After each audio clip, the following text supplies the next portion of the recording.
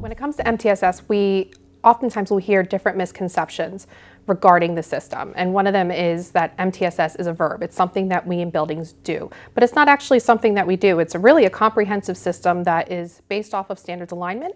And within that, we look at our data and analyze that to make decisions for our students. And based off of that data, we'll decide whether students are doing well in Tier 1, which would be our core instruction. And then from there, if we need to increase interventions, whether it's academically or behaviorally, and they will go to Tiers 2 or 3. Tier 3, again, it really is responsive based off of what a student is doing and what they need. MTSS is not just about academics, it is about academics plus behavioral and socio-emotional learning. And it meets the needs of all students, not just students with special needs. MTSS does not start at Tier 2 and Tier 3.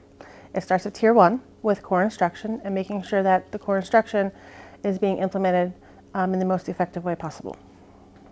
One misconception too is that special education students are not a part of MTSS, and that is not true. So effective core instruction, strong science-based core instruction is effective for all students.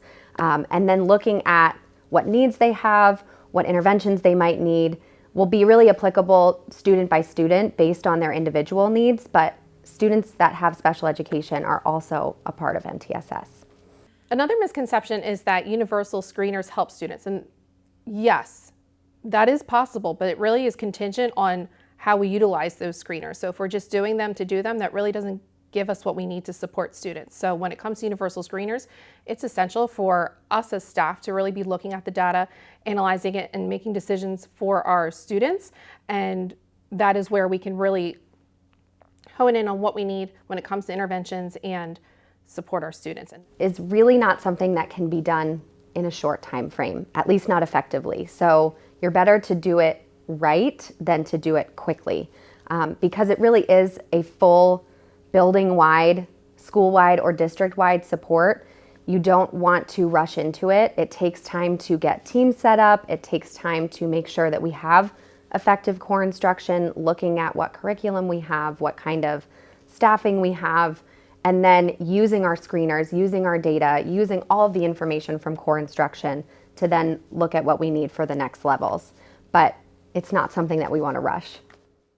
So another common misconception is that MTSS is used to determine special education services for a student. But actually, MTSS is our framework, whereas RTI, response to intervention, is the process that a student would go through to determine special education services or needs.